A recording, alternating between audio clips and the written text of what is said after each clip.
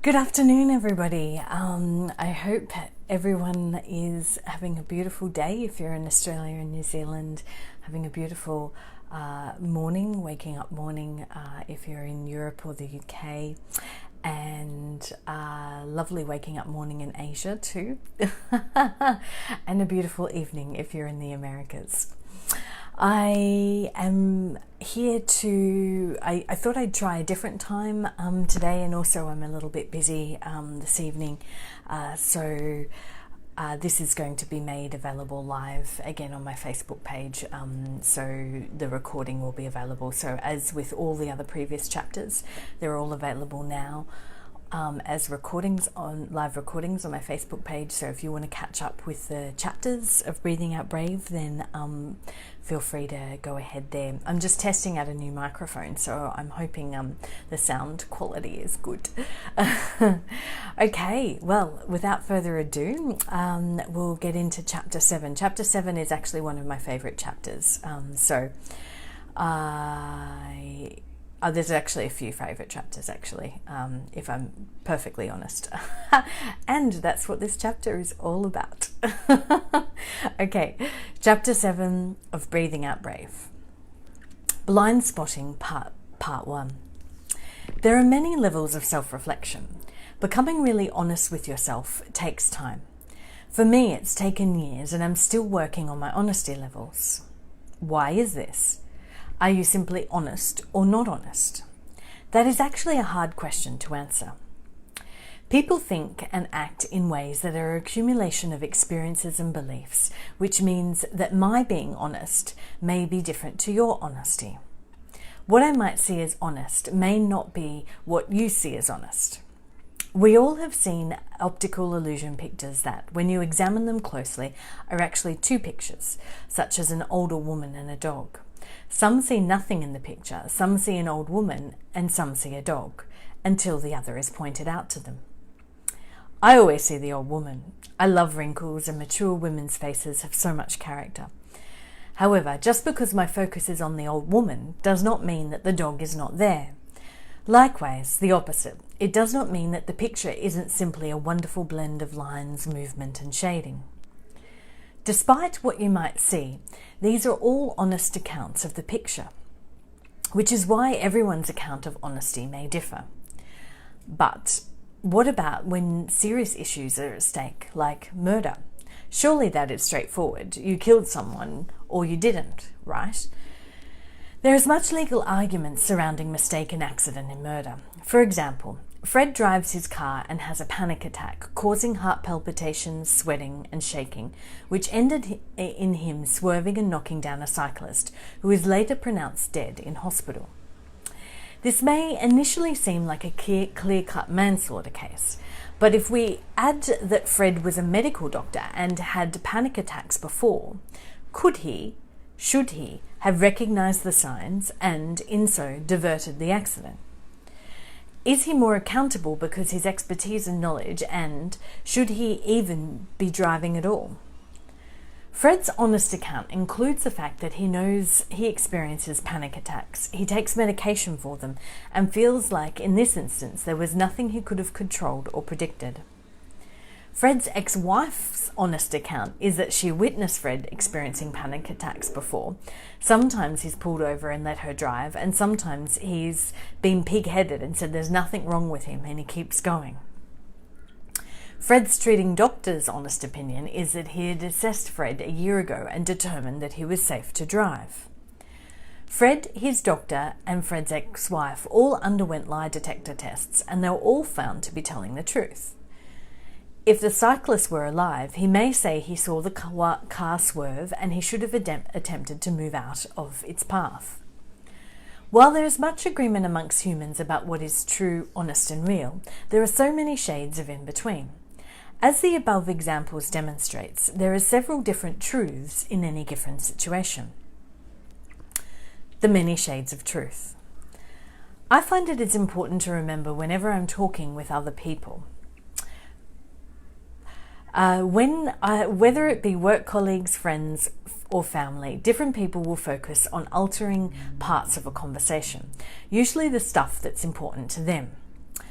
I seek to get the accounts of everyone at a meeting because each person will give unique details as well as common ones, which, even if they are common, can vary slightly.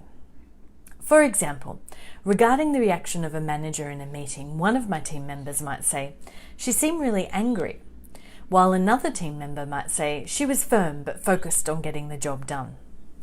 Both are being honest. Both are interpreting the situation from their perspectives. Their interpretation of their manager's behaviour are based on experiences of past managers, authority figures, etc. How do we find truth? If honesty is subjective, how do we find truth? Is the truth important?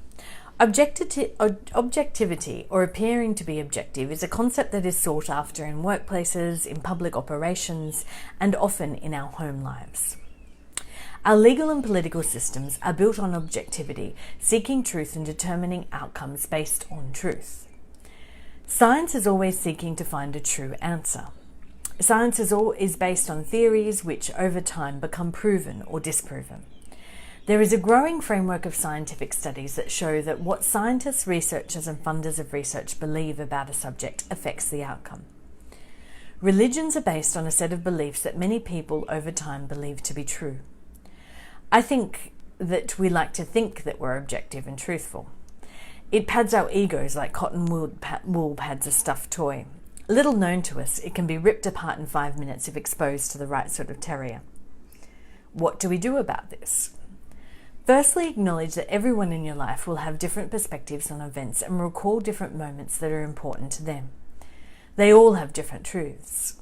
So do you. Then, ... Example, subjectiveness of truth. Exercise. Start introducing into conversations the subjectiveness of truth. Point it out in yourself. Look for it in the media, news and politicians. Talk about this with others. Think about the following questions. Is truth important to me and why? Is it a value that I've adapted that is useful for me now? Are there deeper understandings of truth? If honesty and truth are subjective and it's a value that I think highly of, how do I best evaluate my thoughts, feelings and reactions to events? It is brave to question what we think we know, what we assume, and how we under times... I'll repeat that. It is brave to think what we think we know, what we assume, and how we under me times we don't like what we find out. We then have a choice about how we can respond or change something, either about ourselves or the happenings around us. Deeper levels of honesty. There are levels of honesty that are revealed to us over time, stuff we don't know when we're not honest about. You may be familiar with the Johari window, a cognitive psychological tool developed by Luft and Ingham in 1955. This can be interpreted like this. Table. What you know about yourself, what you don't know about yourself, what others can see about you, what others can't see about you. Public knowledge, your blind spot, what you hide, and you don't know and others don't know. So the table looks a bit like this. The basic ideas are, number one, quadrant. The public knowledge quadrant is what we know about ourselves and what others know about us. What we know, the known. Quadrant 2, your blind spot, is what others see in us that we don't know about ourselves. What we don't know, the known unknown. Quadrant 3, what you hide happens when we know something about ourselves that we do not share with others. What we know but keep secret, the unknown known. Quadrant 4, you don't know and others don't know either, is what others don't see and what we don't see.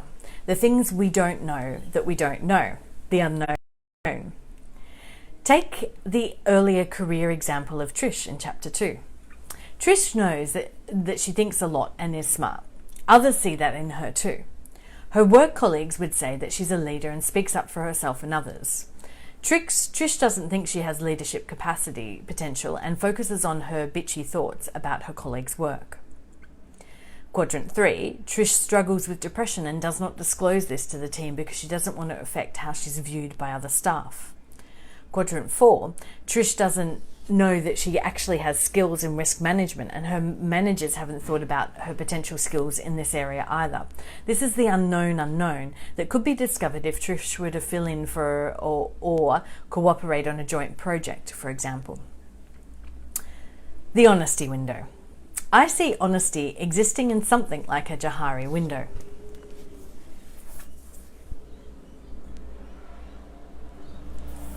So, I'm honest with myself. Others see this in me. So quadrant 1 is we are straight up and honest. There are things we know and others know about ourselves. Quadrant 2, we don't want to be honest. There are things that others see in us that we're not ready for or we're not ready to see. Quadrant 3, we know we're not honest. There are things we know about ourselves that we don't share. Quadrant 4, we don't yet know what we can truly be honest about. There are things that we don't know about ourselves and that others don't know either. The last 3 quadrants are key to explore for anyone who wants to change their lives or step out of their comfort zones. The 3rd quadrant is perhaps the most straightforward. Some things we don't share for fear of repercussions. What if Trish was passed over for promotion because of her depression? Is Trish not being honest because she doesn't disclose this to the managers? One of my favourite lines in any TV series was from the American TV series Queer as Folk. The protagonist, Brian, an openly gay man, was talking to his best friend, Mikey, who was also gay but hid his sexuality from the workplace for fear of being persecuted. Brian's advice to Mikey was, "It's not a lie if they make you lie." Yes, this brings up a whole line of ethical questioning. However, in terms of self-honesty, admitting to yourself why you keep something hidden is the first step. Finding out whether your fears are likely to occur through talking to someone you trust is a good second step. Thirdly, finding out whether you could cope with the end reality, the worst outcome actually occurring, would be your final step.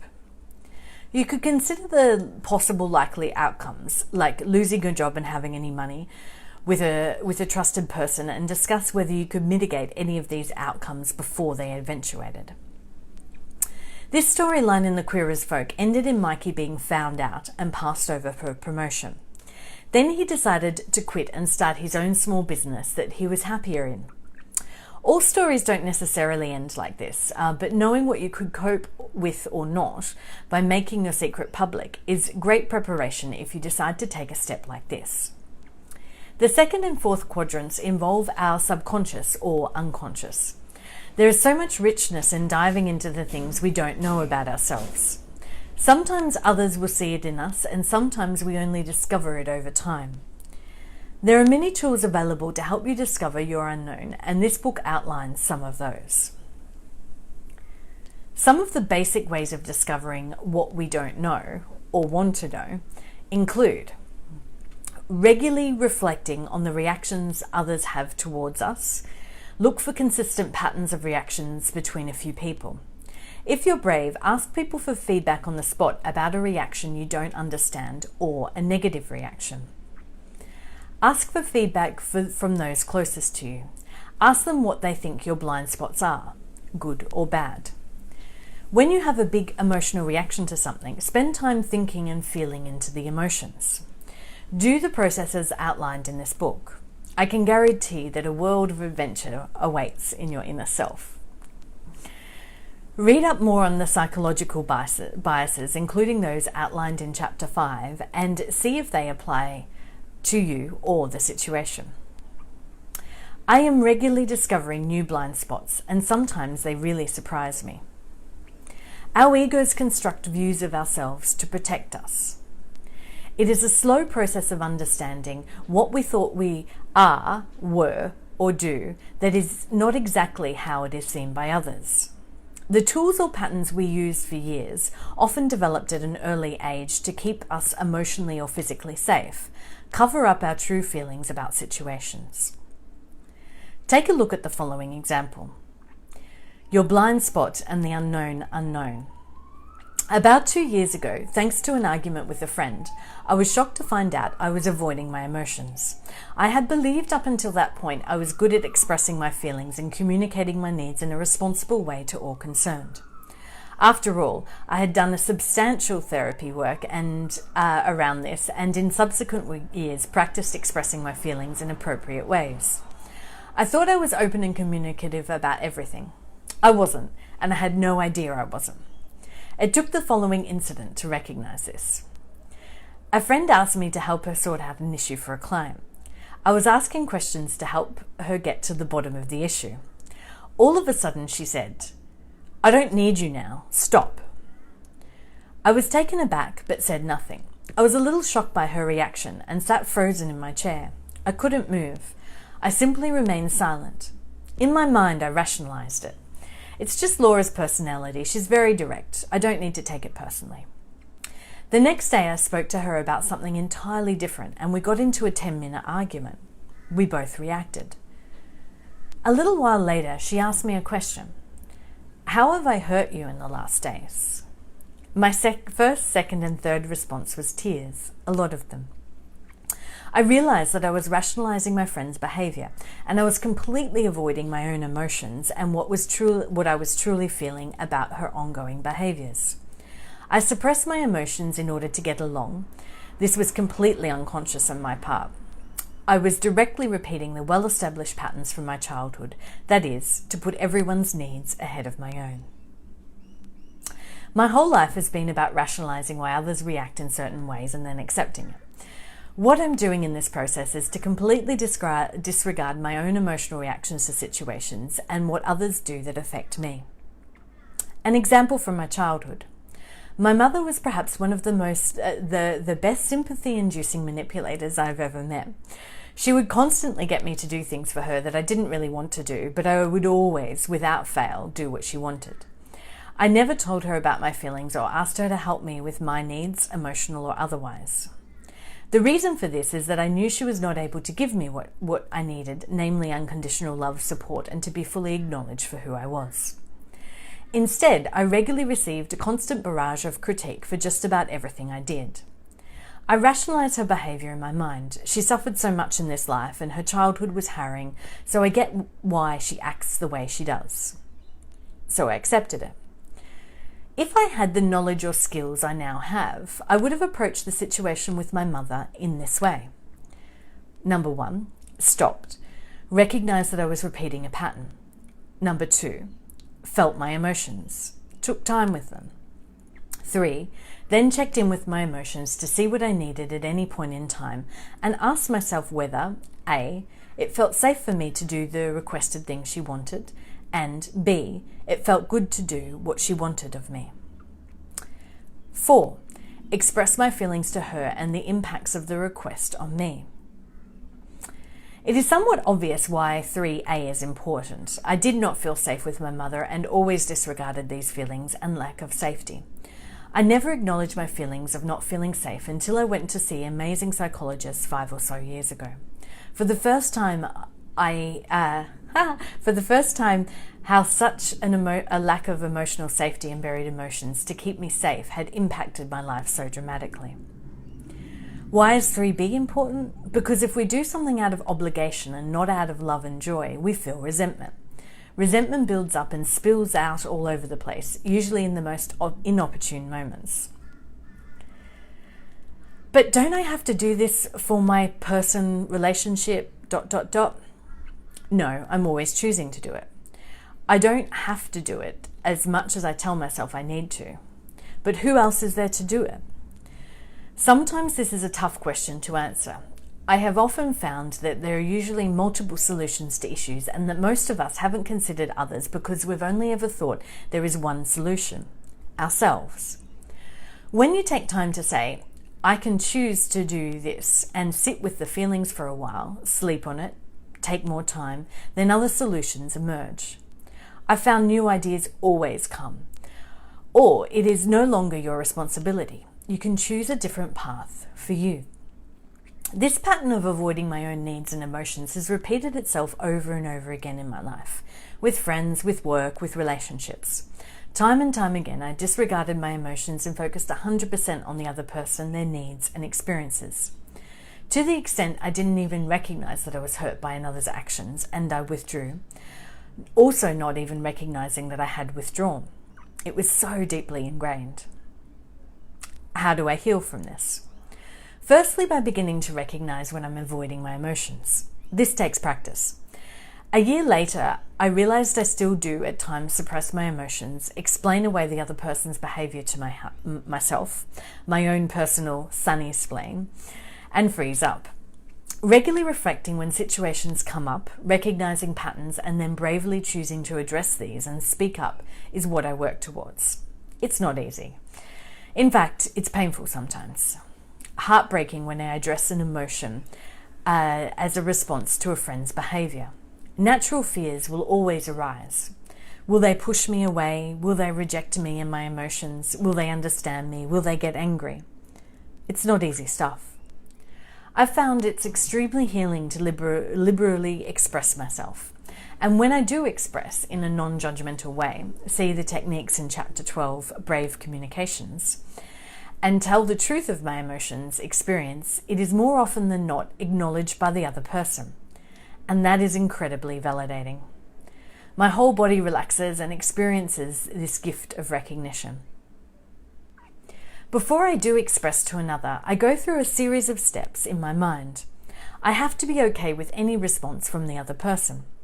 I have to be okay with anger, sadness, blame, or whatever response they may have. Mentally, I work through each potential scenario.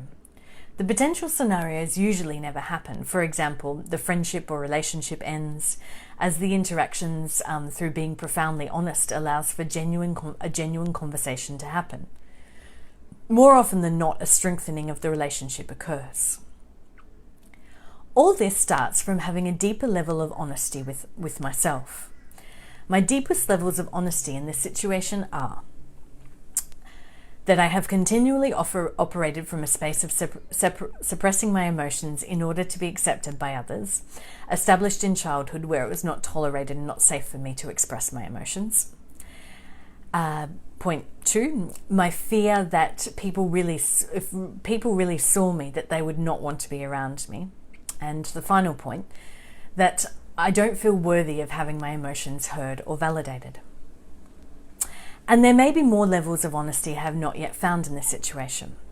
Each situation and person is different, and everyone will have varying unexpressed and unrecognized truths, perspectives, and honesty levels.